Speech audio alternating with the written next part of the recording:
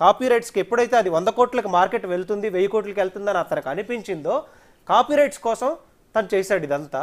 ఈ కాపీరైట్స్ కోసం చేసి వీళ్ళని ఇప్పుడు ఎక్కడి నుంచి అయితే ఫండింగ్ వస్తున్నాయో ఆ ఫండింగ్ అన్ని ఆపేసేయాలి, అంటే వీళ్ళని డిఫేమ్ చేసేయాలి. డిఫేమ్ చేసేయాలంటే తను ఇంటెన్షనల్గా ఏ అయితే రికార్డెడ్గా పెట్టుకొని ఉన్నాడో అవన్నీ ఈ ఇన్ఫ్లుయెన్సర్లు పెట్టుకొని స్ప్రెడ్ చేయాలి. దానిలో భాగంగా ఒక పాపులర్ అనేటువంటి యూట్యూబర్, ఆ యూట్యూబర్కి ఇచ్చేసేసి సర్క్యులేట్ చేయమని చెప్పిన ఆడియోస్ కూడా ఉన్నాయి. ఓకే, ఇప్పుడు ఒక 1 ఇయర్ యూట్యూబర్ అండి ఇమ్రాన్ అండి, అతని మీద కూడా కేసు పెట్టారా? ఎస్. ఇప్పుడు అది కూడా అంటే పరేషాన్ బాయ్స్ అని యూట్యూబ్ ఛానల్ నడిపేతను. ఇప్పుడు ఈ ప్రాపగాండా అయితే ఏదైతే ఉందో ఈతని రికార్డింగ్స్ కానీ వీళ్ళ ప్రైవేట్ దీనికి సంబంధించిన ఇది కానీ తన క్యారెక్టర్ని ఎస్టాబ్లిష్ చేయడాల సొసైటీలో ఎస్టాబ్లిష్ చేయాలనే ఉద్దేశంతో అందరికీ స్ప్రెడ్ చేయమన్నటువంటి ఆ వ్యక్తికి ఇచ్చాడు, ఇమ్రాన్కి. ఇమ్రాన్ ఇమ్రాన్ ఇతనేనా? ఒకసారి ఆ ఫోటో ప్లే చేయండి. ఇతనేనా? ఎస్, పరేషాన్ బాయ్స్ అని నడుపుతుంటాడు, పాపులర్ యూట్యూబర్ కదా. అవును. ఇతను హర్ష సాయికి సహకరించాడని మీ అలిగేషన్? అవును, ఇతనే. ఎస్. ఓకే, ఇతను కూడా హర్ష సాయి ఫ్రెండ్. ఫ్రెండ్. ఇతని చేత మీ క్లయింట్ని బదనాం చేసే కుట్ర చేశాడని మీకు తెలిసింది. చేశాడు. సో ఇప్పుడు ఇతని మీద కూడా కేసు పెట్టారా? పెట్టారు. కంప్లైంట్లో అది కూడా ఉంది.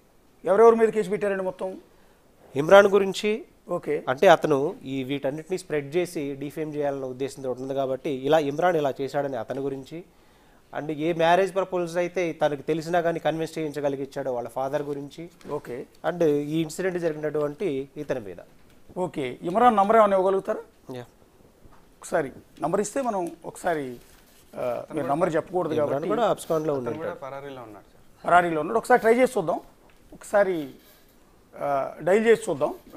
నంబర్ ఓపెన్గా చెప్పకూడదు కాబట్టి ఒకసారి మీరే డైల్ చేయండి, లేకపోతే అవసరం లేదు నేనే చేస్తాను. ఒకసారి మొబైల్ నుంచి ఒకసారి మొబైల్ ఇవ్వండి.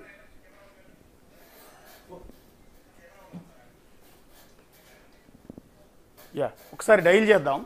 ఎవరైతే ఇప్పుడు ఇమ్రాన్ మీద అలిగేషన్స్ వచ్చాయి, ఇప్పటివరకు యూట్యూబర్ హర్ష సాయి మీద మాత్రమే ఇప్పటివరకు అలిగేషన్ ఉంది. కానీ ఇప్పుడు కొత్తగా బిగ్ టీవీ స్టూడియోలో బాధితురాలి